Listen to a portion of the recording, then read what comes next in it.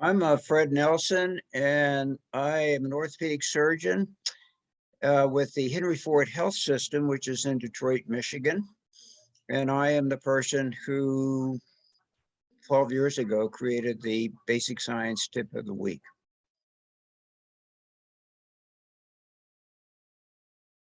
Well, I've been involved in resident education, particularly with the basic science aspect of it. I used to write test questions, not only for the in-service training exam, but for the academy's test for practicing orthopedic surgeons. And it occurred to me that it's sort of neat way of bringing the science to the individual by giving a very brief description of an article or an abstract or something I saw somewhere so that the person could have it distilled in a reasonably short period of time and get the take-home message from it. And that take-home message could be anything from, oh, this might appear on the next exam, to this is going to be something you're seeing in practice already, or odds are very good you'll see it in practice somewhere in the next 5 years. And then the final one was, you know what, it's just plain interesting.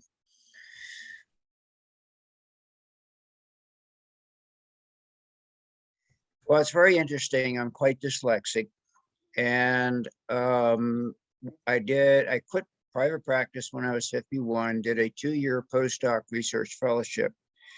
So I walked from the operating room into the lab, and that was probably one of the more amazing transitions I've ever been through.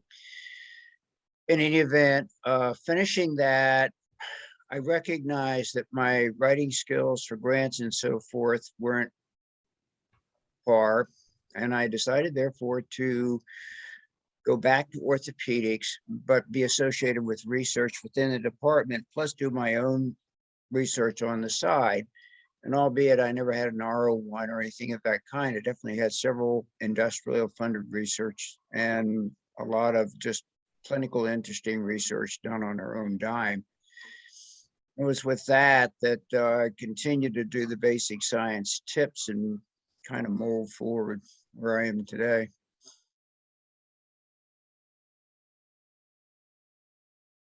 There's a ton of them. The main one, believe it or not, really are the abstracts from the previous year's meetings. And the reason is they're the meat of what's coming down the pike.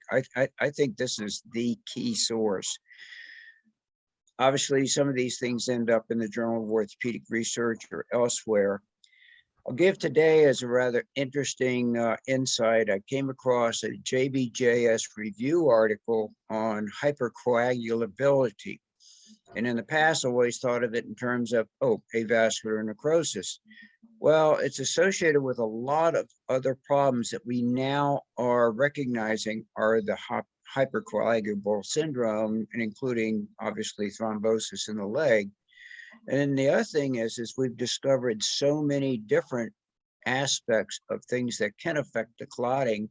They're not even in the clotting mechanism. So I thought if I could shrink that thing down, it would be a good tip of the week.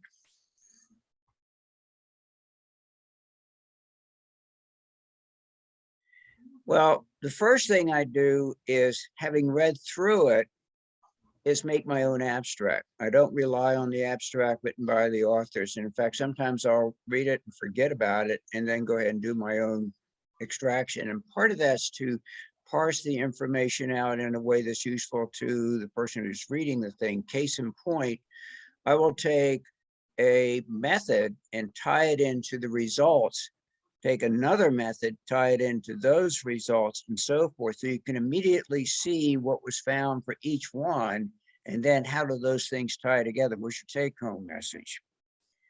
The other thing is defining terms. I'm amazed by the amount of stuff that I read. I have no idea what the hell they're doing. I mean, I'm pulling these things out of areas of research that I have no understanding. So if I have to go to Wikipedia or Google or whatever the heck else and look up the term, well, if I've got to look it up, the odds are pretty good at least 20, 30, 40, 50, 60% of the people are going to be looking at term. Why go through the trouble? here it is, and you define the term. Those two things alone, I think, make it easier to get through the process of trying to spend as little time as humanly possible to get the information and get the punchline.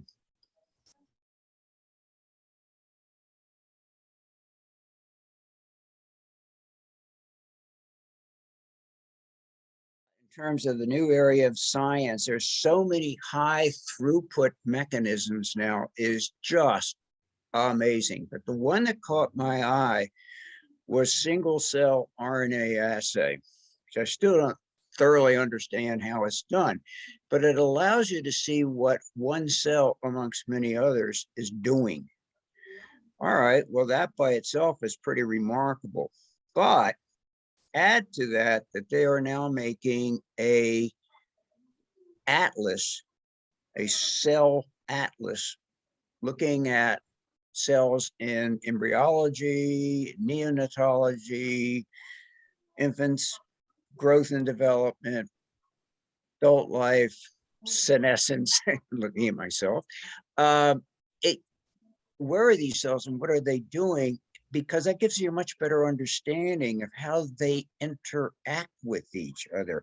And I think the Cell Atlas thing is going to be just like the Genome Project. It, to me, is a wow. So it's no one single tip that will necessarily grab me and, oh man, I want to do that so bad I can taste it. No, it's a combination.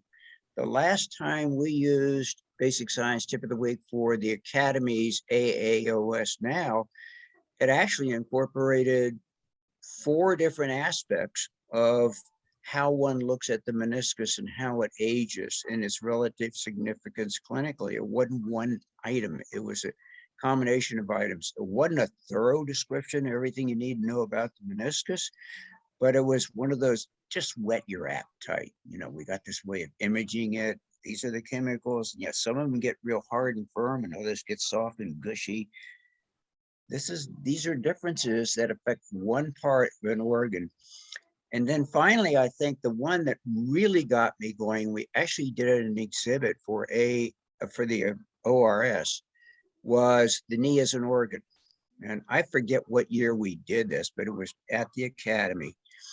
But the take home was, you know, we keep looking at the knee as a piece of cartilage that goes off a cliff. No, it's a fat pad and a ligament and a joint lining and bone and cartilage, and they're all talking to each other, and they do it quite differently depending on who the person is. So that way back when was the knee as an organ is one of those things that, again, was a combination, though. It wasn't a single article. It was just putting stuff together. I call it connecting the dots.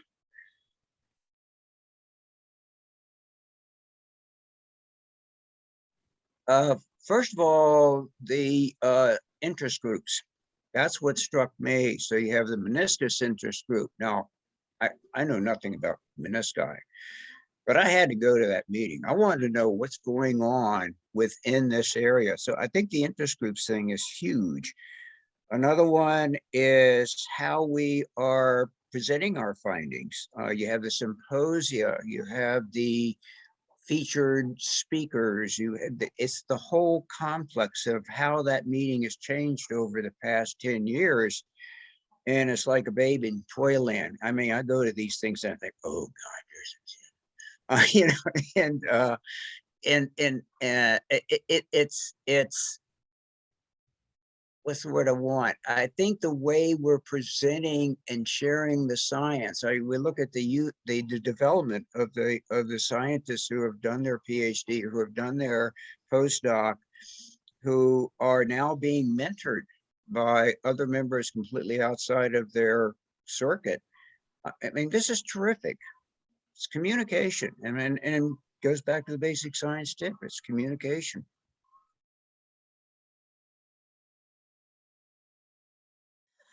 Almost said, don't take it seriously. It, well, and that may not be as funny as it sounds. I mean, the idea is just to whet your appetite in an area that may have nothing to do with your research. I saw one out of Rush that had to do with the mating of the ball that would be a part of the socket in a total hip replacement, and the way it's put onto the stem that goes down in the femoral canal, we call that the trunnion. And that's a very highly precision fit device. And what they were finding at Rush was that it made quite a difference as to the smoothness, or whatever you want to call it, of that trunnion and what would happen. And to me, I thought, that's a big deal, because you sort that out. There are going to be a lot of unhappy campers that didn't quite have to be so unhappy so soon after their joint replacement. In other words, 10, 15 years, no, 30, 40 years. And these are the things that, boy, I see them and I think, holy mackerel, I never thought of it.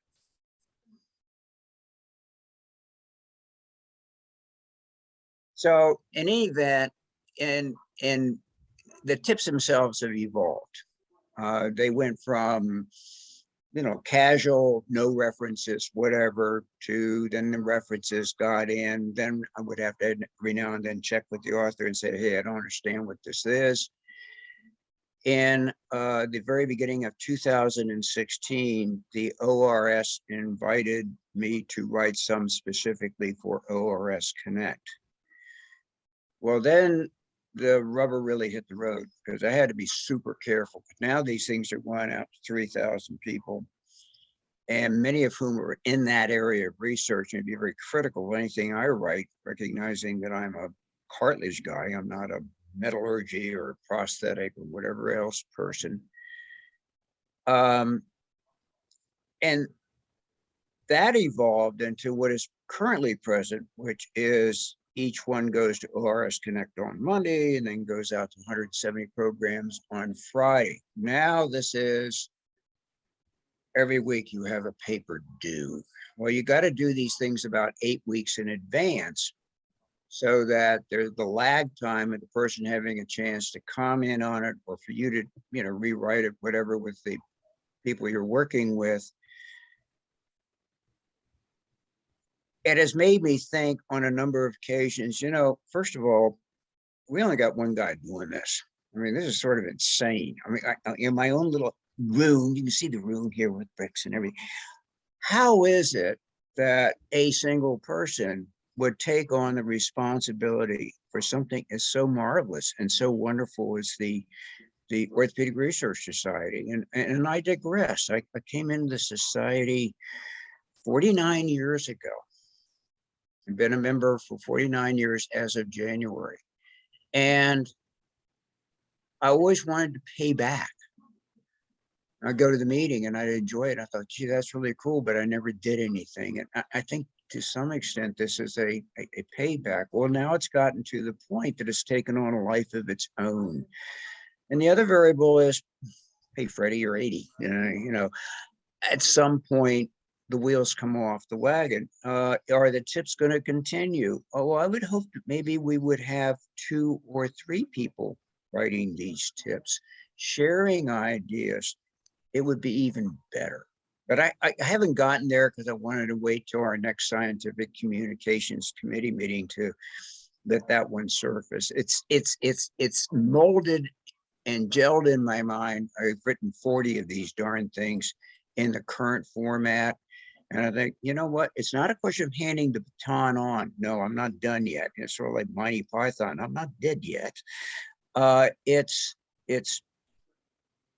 magnifying the capacity to make this particular format useful to as many people as humanly possible.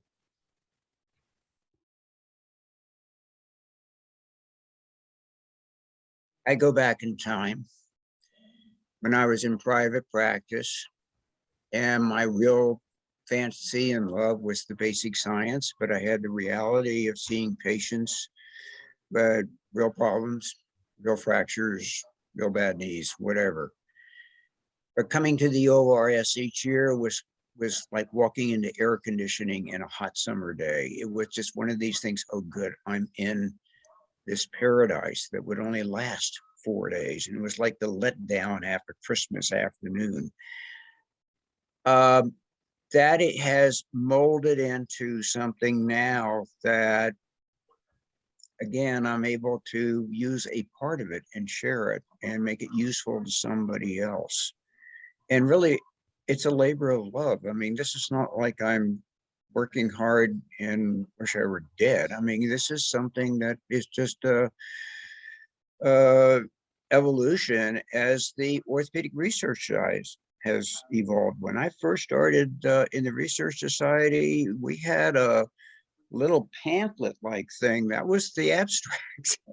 Abstracts such as they were like little vignettes. You know, this is what this paper is going to be on, to what we have now, which is marvelous. I can go back and look at abstracts from back in 2013 and review that and see, well, what happened with that piece of information? Where did it go? So yeah, I mean, the society has changed so much and done so much to grow musculoskeletal science. And as they said, maybe make it possible to have less problems for the people who have these disorders.